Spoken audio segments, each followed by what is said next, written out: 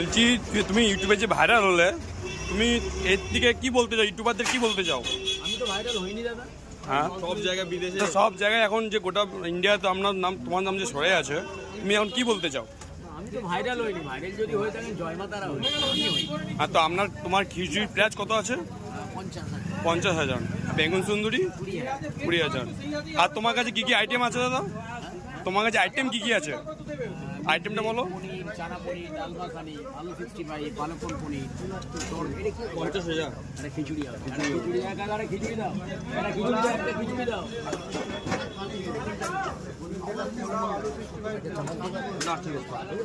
এখন আমরা অরুণদের দোকানে এসেছি, দেখতে পাচ্ছেন সবাই।